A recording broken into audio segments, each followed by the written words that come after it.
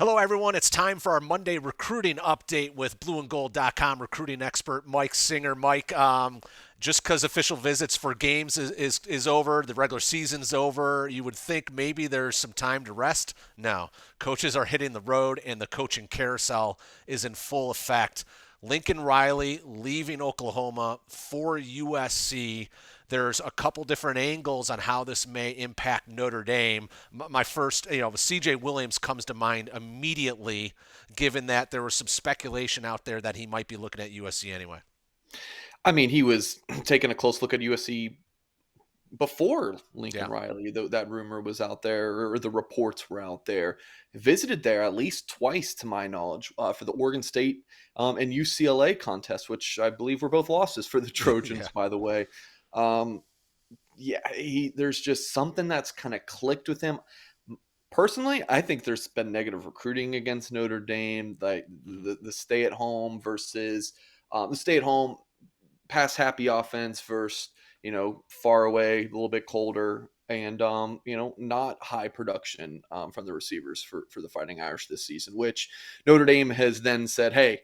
We get the ball into our playmakers' hands, whether it's a receiver, tight end, running back, like Kyron Williams, Michael Mayer, our two best players on offense. That's why they have the most touches. But yeah, it's certainly going to be interesting. Notre Dame will have a home visit with him on Tuesdays. And the Fighting Irish's heavy hitters, I'm expecting Brian Kelly, Tommy Reese, Dell Alexander to be in the Williams household tomorrow. So yeah, it's gonna be a tight one. I mean, look, I don't think it's a foregone conclusion that he flips. I mean, Lincoln Riley, he's the only coach we know about right now, right? I know there's reports about other guys, but nothing's solidified. So I think we'll know a little bit more maybe next week on what Mhm. CJ Williams is going to do, but I wouldn't write him off one way or the other. And do you think this is more of the attraction, the appeal to a skill player that he's a wide receiver, or is this?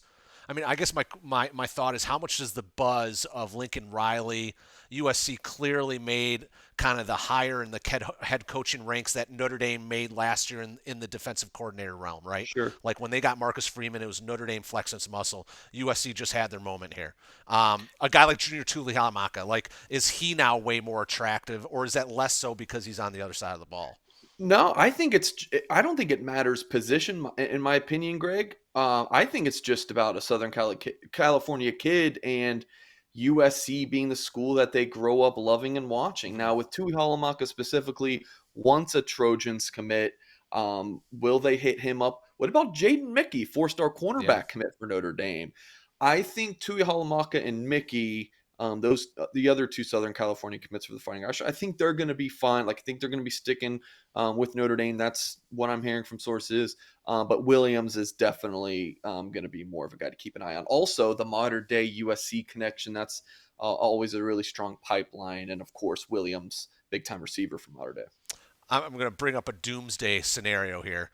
Notre Dame loses C.J. Williams and they lose Amorion Walker as well.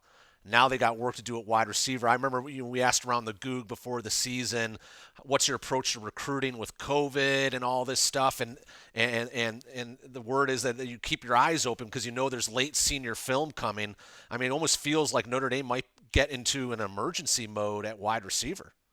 It's just something they can't have happen unless they do have some good backup options lined up. I've reported some names here and there that have come up, Greg, at blueandgold.com, but nothing really concrete Mm-hmm. just yet.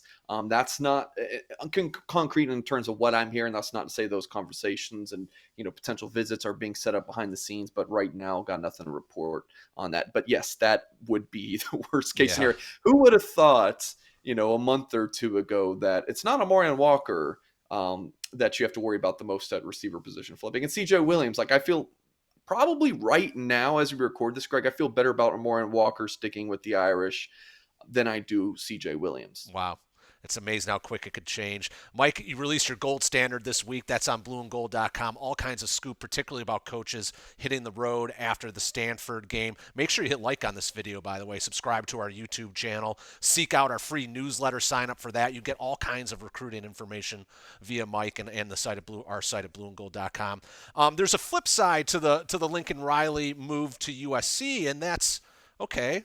Oklahoma's commitment list, who is poachable, and I feel like maybe in past years there wouldn't have been first thought with Notre Dame. Like I don't know if there's a ton of crossover with Oklahoma, but this year there's some guys, right? I mean Jake Taylor, and then who else am I missing? Potentially Nicholas Anderson as an answer to the wide receiver thing. Yeah, quick note.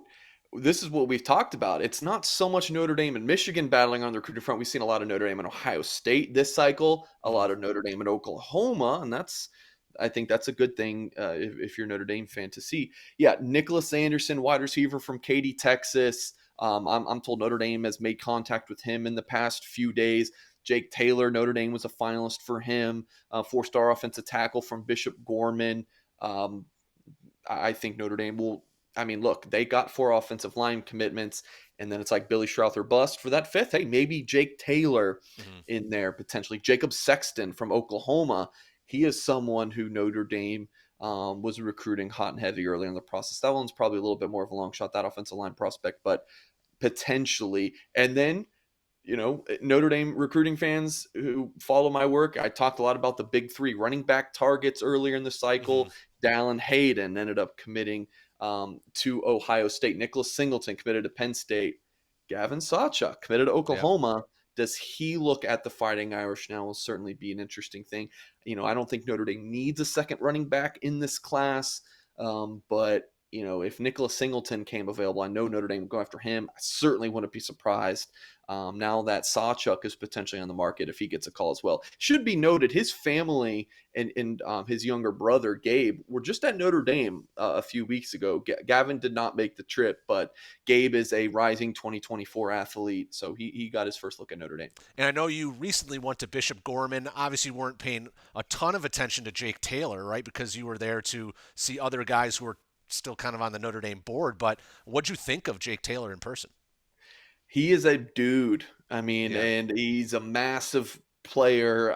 He's a really good looking offensive tackle prospect and definitely a tackle all the way. I don't see him playing the guard position.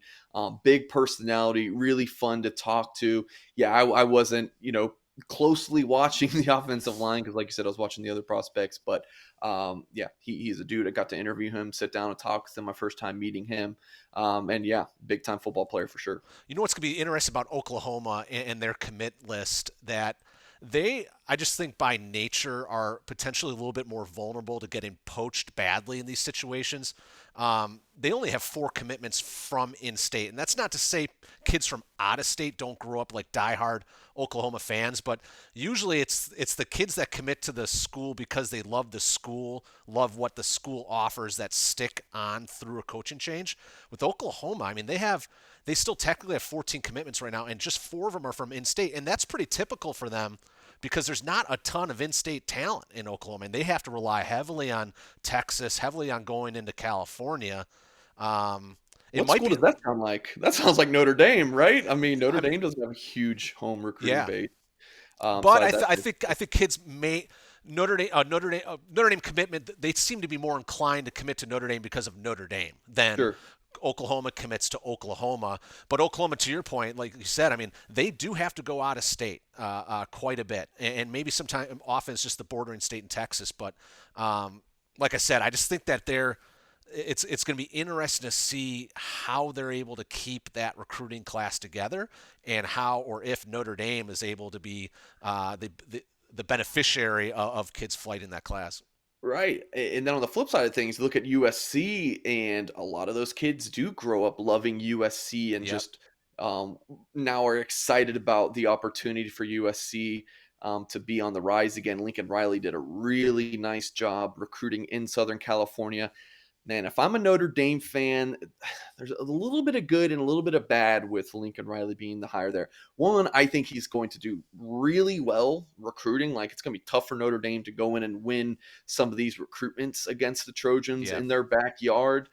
But on the other hand, that's good for college football. That's good for Notre Dame's strength of schedule. I just, as a college football fan in general, no, it's just better when USC is Yeah. relevant, when Notre Dame is relevant, when Texas is relevant.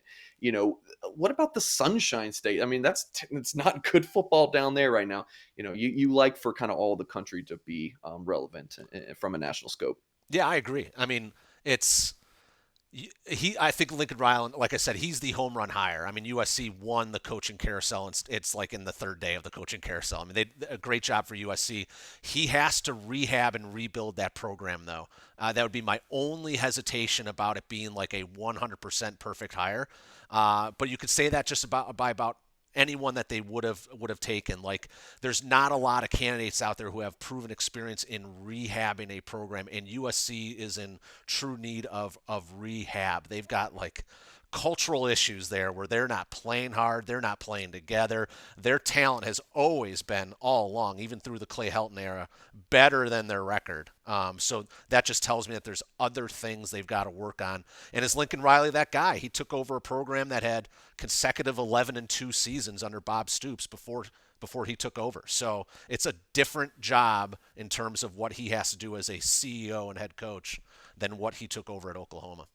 Mike, let's revisit the content of your gold standard this week on blueandgold.com. And of course, the biggest theme of it is coach home visits. They can go out and see recruits now at this time of year. What sticks out about the plans for Notre Dame? Yeah, obviously they're all over the place. They're seeing 2023s. A big part of it is even getting head start on 2024s that the Fighting Irish will offer in the 2022 calendar year. But wanted to pinpoint on 4 home visits that I think are really important. We mentioned CJ Williams on Tuesday. That's going to be a huge one. How about Devin Brown, a former USC commitment? He's looking closely at this is a quarterback player, I should mention. He's looking at Ole Miss, Texas, Ohio State, some of the options for him. Notre Dame, I'm told, will have a home visit with him. The last I checked, they were still working on locking in a date, but expecting that sometime midweek.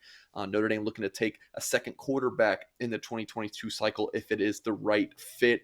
Amorion Walker, we talked about earlier in the show, from Ponchatoula, Louisiana. Schools like LSU, Alabama, Michigan have all been in the mix in his recruitment. Notre Dame will have a few coaches to see him on Thursday. And then later this week, Devin Moore, man, another Notre Dame commitment with his door being beat down by other programs. I'm told Florida was in to see him on Monday. Alabama's been turning up the heat for this 4-star corner.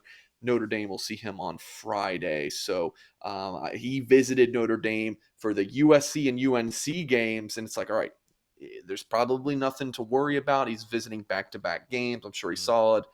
And then Alabama's Alabama, and they can kind of do what they want. So Notre Dame going to need to close on Devin Moore. If he and CJ Williams decommit, those are huge losses for the Notre Dame class. This is just college football recruiting now. I mean, especially coming out of the COVID year when these kids hadn't really been able to get a full recruiting process in, but just buckle up, guys. It's going to be a crazy ride these next couple of weeks. Yeah, Devin Moore, that's a recruit I think has got a chance to be really outstanding. When we make our list of our favorite, or not favorite, or our own ratings of Notre Dame recruits, it's something a lot of team sites do, is try to throw out the rankings, just think of who you like most, just off what you've seen. Devin Moore is going to be high on my list. Yeah. Love seeing him in person twice. Big time football for his size and how he moves. Yeah, he can be an elite safety or corner in college, in my opinion. Mike, thanks so much. Thank you to everyone who has watched this. Thank you for tuning in. Hit like on this video. Subscribe to our YouTube channel. Again, seek out the newsletter on blueandgold.com. Sign up for that. It's free and easy to do. We'll keep you up to speed on Notre Dame football and recruiting. So long. Have a good one, everyone.